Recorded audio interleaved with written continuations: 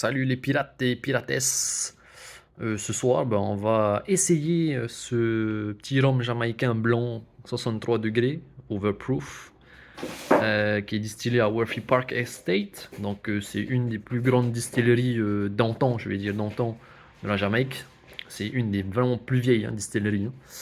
Euh, voilà, donc c'est un rhum de mélasse. Et puis, je viens de l'ouvrir et on va découvrir ça ensemble.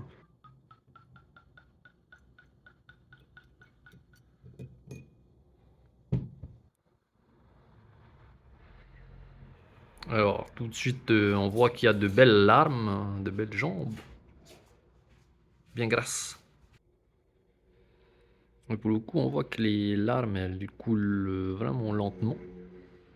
Donc ça se voit que c'est un rhum de mélasse épais, on va dire, gras.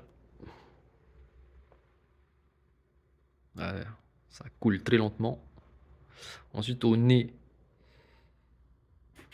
on est complètement sur un profil doux de la Jamaïque. On penserait même que c'est un rhum pur jus de canne, mais doux. Pas un jus de canne, pur jus de canne, rhum pur jus de canne martiniquais ou quoi, mais plus typé canne, mais vraiment douce. On n'est pas sur quelque chose de terreux, ni très épicé. Petite note de solvant qui sort de ce nez.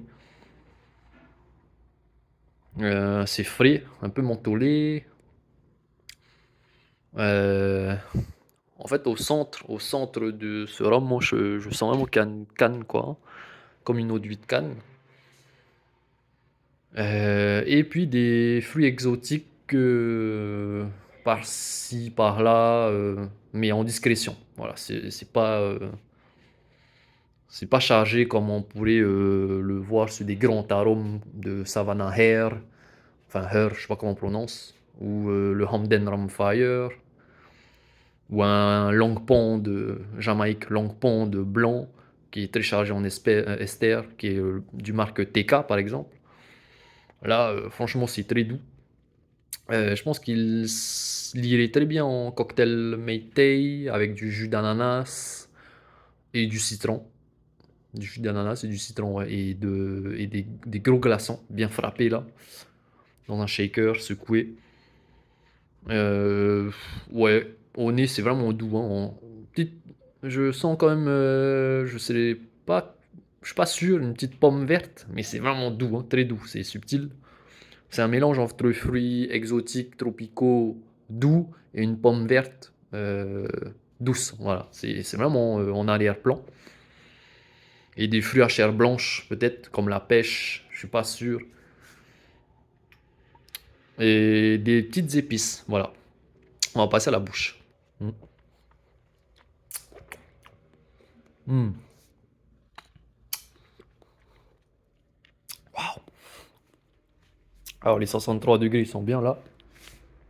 Malgré les larmes grasses qui pourraient faire penser que ça a l'air d'être doux et gras en bouche. Bon, c'est gras en bouche, mais ça attaque quand même. Il y a un profil sec qui est là.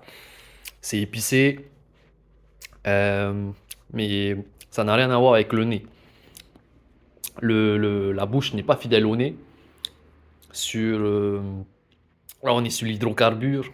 Moi, je sens vraiment là l'hydrocarbure, léger goudron, pétrolifère, on va dire, solvant.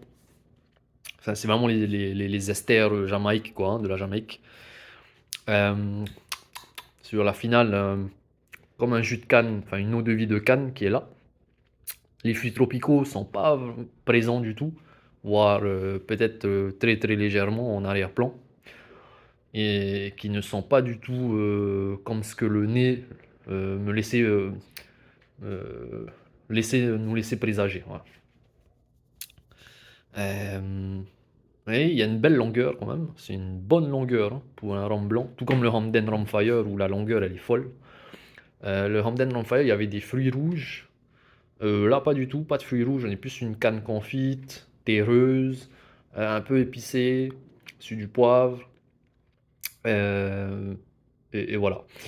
En gros, c'est ce que ce rhum pourrait vous apporter si vous le dégustez tel quel, quoi, hein. En cocktail, il pourrait vraiment faire l'affaire.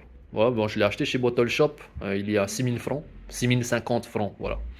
Si vous êtes intéressé, ben, sautez le pas, hein.